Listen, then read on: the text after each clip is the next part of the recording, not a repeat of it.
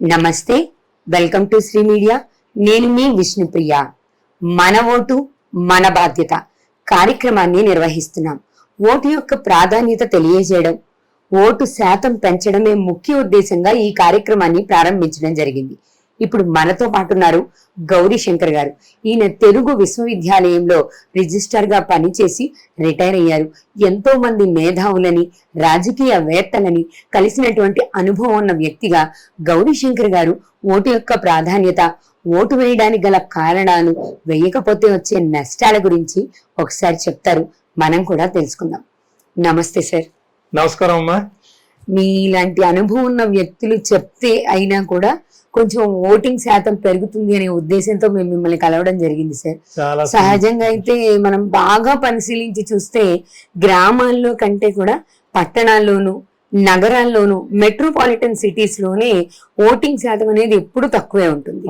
మీకు బాగా తెలిసిన విషయమే sir. Last year assembly elections అప్పుడు మనం లాస్ట్ టైం చూసుకున్నా కూడా మనం ఓటింగ్ శాతం వచ్చేసరికి 48, 50, మాక్సిమం 55 లోపే ఉంటుంది, కానీ అది దాటి ఉండట్లేదు. అంటే చదువుకోని వాళ్ళకంటే చదువుకున్న వాళ్ళకి అవగాహన ఎక్కువ ఉండాలి కదా, మరి ఈ లోపం ఎక్కడ జరుగుతుంది అంటారు సార్? మీరు ఒక మాట అన్నారు, ఓటింగ్ శాతాన్ని చూసినప్పుడు చదువుకున్న వాళ్ళకంటే చదువుకోని వాళ్లే ఎక్కువగా ఓటింగ్ వేస్తున్నారు అన్నారు. ఇక్కడే మనం జాగ్రత్తగా గమనించాలి. చదువుకున్న వాళ్లలో ఈ వ్యవస్థ పట్ల, ఈ రాజకీయ వ్యవస్థ పట్ల కానీ, పరిపాలన పట్ల కానీ, రాజకీయ పార్టీల పట్ల కానీ వాళ్ళకి సదుద్దేశం లేదండి. ఉన్నమాట మనం నిర్మోహమాటంగా చెప్పుకోవాలి. కాబట్టి వాళ్లలో రాజకీయ నాయకులలో వచ్చిన మార్పు వస్తే తప్ప వీళ్ళు ఒక విధమైనటువంటి నిర్లక్ష్య భావంతో ఉన్నారు. ప్రతి వాళ్ళు మన దేశంలో మొత్తం 141-42 కోట్ల జనాభా ఉన్న దేశం మనది. అందులో ఓటు హక్కు ఉన్న వాళ్ళు దాదాపు 97 కోట్లు ఉన్నారని సెన్సెస్ చెబుతోంది.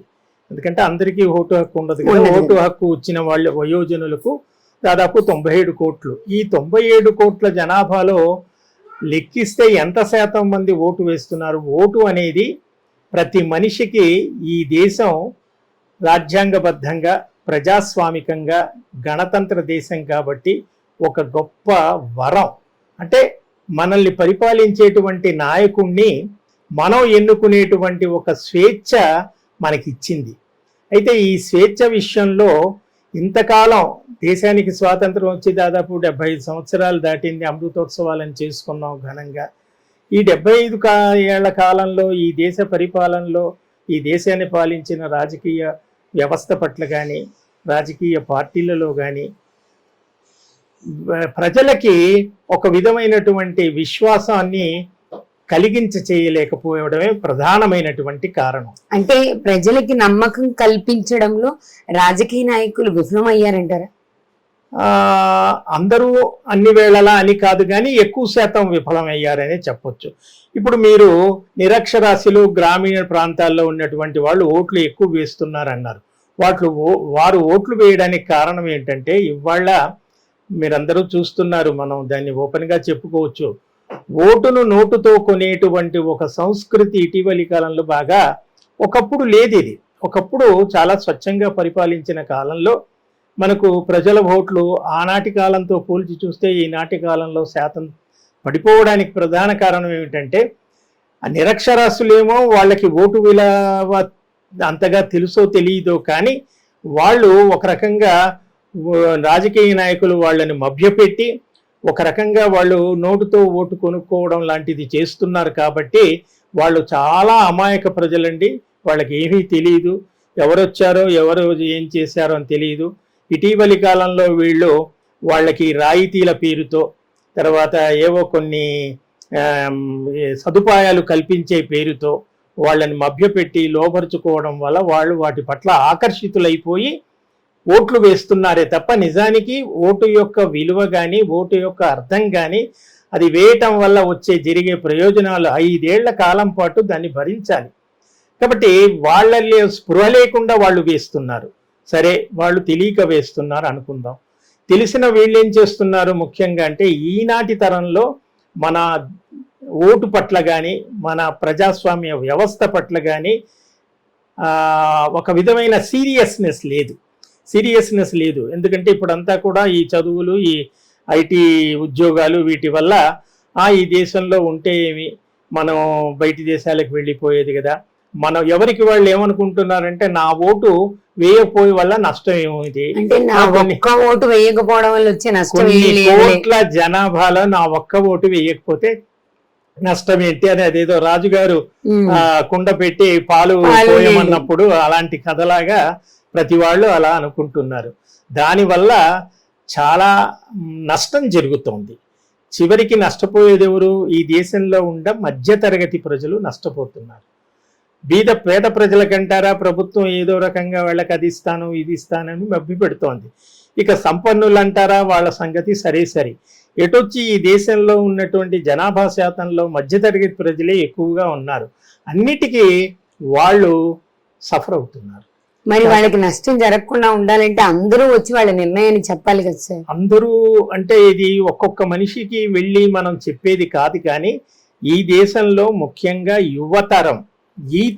యువతరం అంటే 30-50 ఏళ్ల మధ్యలో ఉన్నటువంటి వాళ్ళు దీని గురించి చాలా సీరియస్గా ఆలోచించాలి. ఈ దేశం భవిష్యత్ ఏమిటి, రేపు ఈ దేశంలో వనరులన్నీ ఏమిటి, ఈ దేశంలో సమర్థుడైనటువంటి నాయకుడు ఎవరు, ఆయన యొక్క సమర్థత ఏమిటి అని తెలుసుకొని మరీ ఓటు వేయాలి. అయితే ఇటీవలి కాలంలో ఈ మీడియా ద్వారా, ఇప్పుడు మనకి సోషల్ మీడియా రావటం వల్ల నేను గమనించింది ఏమిటంటే గత కొంతకాలంగా ప్రజల్లో స్పృహ వచ్చింది.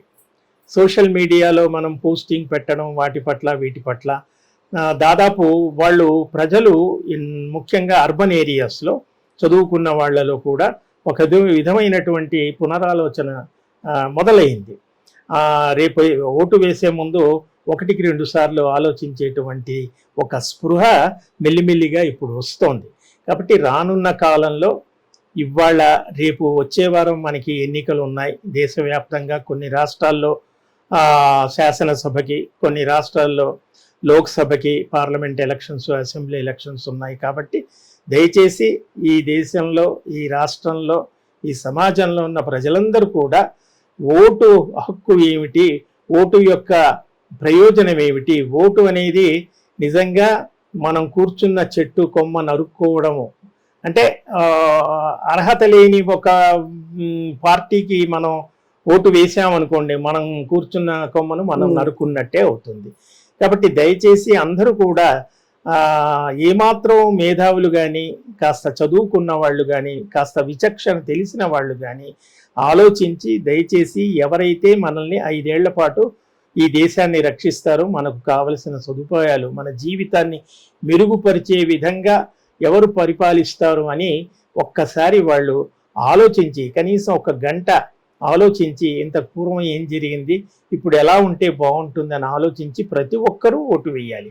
ముఖ్యంగా ఇప్పుడు ఐటీ ఉద్యోగాలు చేసేటువంటి వాళ్ళు దయచేసి మరోలా అనుకోకుండా, ఈ దేశం భవిష్యత్తు కాబట్టి రేపు ప్రొద్దున విదేశాలకు వెళ్ళి ఉద్యోగాలు చేసుకున్నా తిరిగి మళ్ళీ అందరూ ఈ దేశానికి తిరిగి రావాల్సిందే. కాబట్టి మీ యొక్క తెలివితేటలు కానీ, మీ యొక్క శక్తి సామర్థ్యాలు కానీ ఈ దేశాభివృద్ధి కోసం వినియోగించాలి అనుకున్నప్పుడు మీరంతా దయచేసి ఆ రోజు బద్దకించకుండా, నిర్లక్ష్యం చేయకుండా, నేనొక్కడిని వేస్తే వచ్చే నష్టం ఏమిటిలే అనేటువంటి ఒక తాత్సారం లేకుండా అందరూ ముందుకు వచ్చి ఆ ఓటు హక్కును వినియోగించుకుంటే ఈ దేశం బాగుపడుతుంది. నిజానికి ఈ దేశానికి మనం వేరే ఏమీ చేయక్కర్లేదు. సరైన వాళ్ళకి మీరు ఓటు వేయటం ఒక్కటే మీరు చేసేటువంటి, ఈ దేశంలో పుట్టినందుకు మీరు చేసేటువంటి ప్రప్రథమ కర్తవ్యంగా నేను భావిస్తున్నాను. Thank you sir, thank you very much. చాలా బాగా చెప్పారు. ఓటు హక్కుని మనం వినియోగించుకోవాలి, ఇది మన హక్కు. ఓటు వేయడం మన బాధ్యత. మన ఓటు ద్వారా సరైనటువంటి నాయకత్వాన్ని ఎన్నుకుంటేనే మన దేశం, సమాజం బాగుంటుంది. మీరు ఏ ఉద్యోగం చేసినా, ఏ వ్యాపారం చేసినా, ఏ దేశంలో ఉన్నా సరే భారతీయులు అయినందుకు మీరు మీ ఓటు హక్కును వినియోగించుకొని మీ బాధ్యతను మీరు సక్రమంగా నిర్వర్తిస్తేనే దేశం యొక్క భవిష్యత్తు, రాష్ట్ర భవిష్యత్తు కూడా ఆధారపడి ఉంటుందని, పురోగమృద్ధి జరుగుతుందని గౌరీశంకర్ గారు తెలియజేశారు. కాబట్టి మనం కూడా మన ఓటు హక్కును వినియోగించుకొని మన బాధ్యతను నిర్వర్తిద్దాం. మన ఓటు మన బాధ్యత. మీరు కూడా కదలండి. మే 13వ తారీఖు ఓటు వేయండి. మీ హక్కుని వాడుకోండి. మీ బాధ్యతని గుర్తించండి. మీ నిర్ణయాన్ని ఓటు ద్వారా తెలియజేయండి. నమస్తే.